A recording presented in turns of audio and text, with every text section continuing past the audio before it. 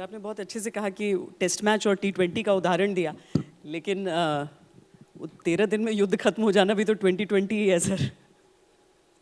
हाँ, लेकिन उस वक्त वो वनडे इंटरनेशनल था, 50 ओवर मैच। पर इसके लिए तैयारियां बहुत हुई होंगी। आपने कहा कि आप 11 साल के थे, 80 में आप कमीशन हो गए थे, लेकिन ऐसे जनरल्स थे, मतलब उस जो इतना इंस्पायर कर देते हैं, चाहे हम फील्ड मार्शल सैम मानेकशॉ को लें, हम जनरल जेकब देखें, जनरल अरोड़ा देखें, जनरल सगत सिंह देखें, आप इनके नेतृत्व से कितना इंस्पायर हो रहे थे?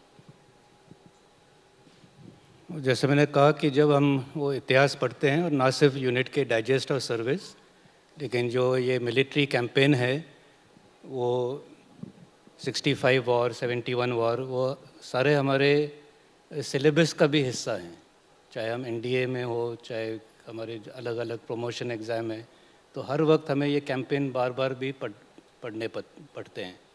और जब हम इसको पढ़ते हैं तो इनके जो लीडरशिप क्वालिटीज़ हैं अलग अलग कमांडर्स के, वो भी साफ नज़र आते हैं और उनसे भी हम प्रेरित होते हैं, उनसे भी हम कुछ सबक सीखते हैं और हम कोशिश करते हैं कि वो जो सबक हैं हम भी अपने ज़िंदगी में अमल करें।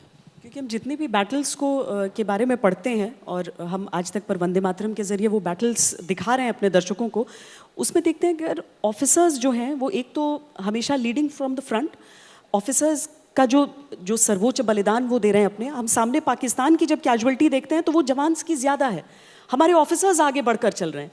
ये एथिक्स जो भारतीय सेना के हैं, ये जो परंपरा, ये जो संस्कार आगे बढ़ता है, ये निरंतर है 50 साल बीतने पर भी।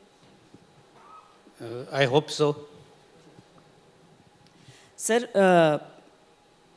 मानवता के लिए एक सेना का दूसरे देश में ह्यूमैनिटेरियन रीजन से जाना, हम सब ने देखा है सर्वशक्तिशाली सेनाएं कही जाती हैं, लेकिन उसके बावजूद 20 साल वहाँ रहने के बाद आप हार कर लौटते हैं। यहाँ 13 दिन हम वहाँ पर बिताए, वहाँ पर जो ह्यूमैनिटेरियन राइट्स उनकी कर्ब हो रही थी, जिस तरीके से उनका मैसेकर्स हो रहा था, उस सब को भारतीय सेना ने बहुत ह्यूमैनिटेरियन तरीके से ही रिजॉल्व किया, उन सब के साथ खड़े रहे। जनता वहाँ पर वैसे ही साथ भी देती थी भारतीय सेना।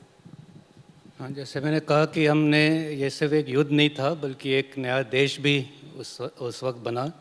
और अगर हम बांग्लादेश में गए तो हम इसीलिए गए कि एक ह्यूमैनिटेरियन क्राइसिस था, जेनोसाइड हो रहा था, तो हम ऐसे एक स्पेक्टेटर के तौर पर ऐसे नहीं बैठ सकते थे हाथ पे हाथ रख के, इसलिए हमें जाना पड़ा।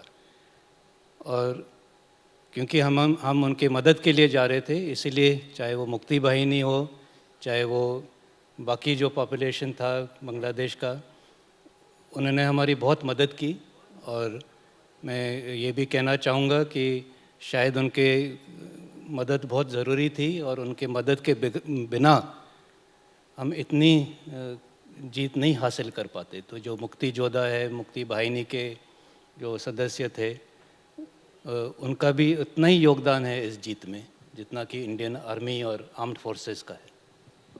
उस एडवांसमेंट और उस आधुनिकता की बात भी आपने उसका भी जिक्र किया, लेकिन आज हम थिएटर कमांड्स को और सारी सेनाओं को एक साथ की बात करते हैं, लेकिन उस समय तो ठीक है तैयारियां मार्च से थीं, लेकिन उसके बावजूद जो नेवी का ऑपरेशंस, अगर हम कराची को किस तरीके से धू धू कर जलता हुआ उसने छोड़ा, या फिर जो ईस्टर्न मोर्चे पर भी उनकी कार्रवाई हो रही थी, एयरफोर्स ने जिस तरीके से साथ दिया, ये एक संयुक्त प्रयास भारतीय सेनाओं का। संयुक्त प्रयास तो था ही, और मैंने यही कहा कि एक जीत जो है सिर्फ आर्मी की नहीं बल्कि तीनों सेनाओं की जीत थी। और हम तीनों ने इकट्ठा होकर काम किया, तीनों में बहुत अच्छे अंडरस्टैंडिंग थे किसने कब क्या करना है, और यही जो है आगे जाकर भी यही तरीका जो है अपनाया जाएगा। स्वर्णिम विजय वर्ष में एक विजय की मशाल ने भी यात्रा अपनी की, बहुत तमाम तरह की कोशिशें भारतीय सेना की तरफ से की गई ताकि लोगों की भी उस खुशी को जोड़ा जा सके इसमें। आपके लिए निजी तौर पर 1971 का वो युद्ध क्या है? आपके लिए सबसे बड़ी चीज़ वहाँ से क्या निकली थी?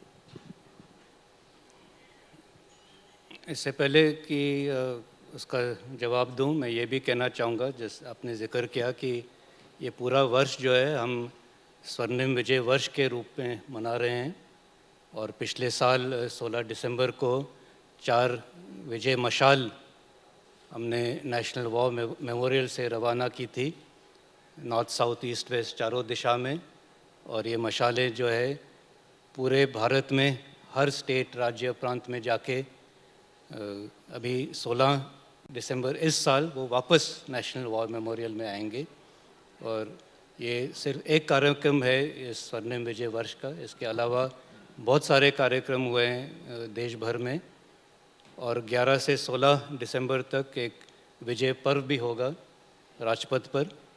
इसमें भी अन्य अन्य कार्यक्रम है, साउंड एंड लाइट शो है, फ्लाई पास्ट है, और ये मशालें वापस आएंगी, उसका दोबारा इकट्ठा मिलना। और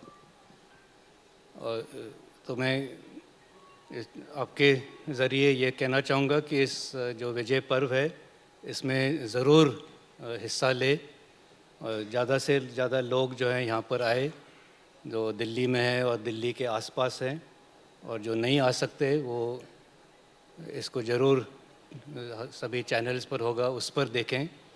और मैं समझता हूँ कि ये सबसे अच्छा तरीका होगा कि हम जिन जवानों ने ये बलिदान दिया है उनको श्रद्धांजलि अर्पित करने का।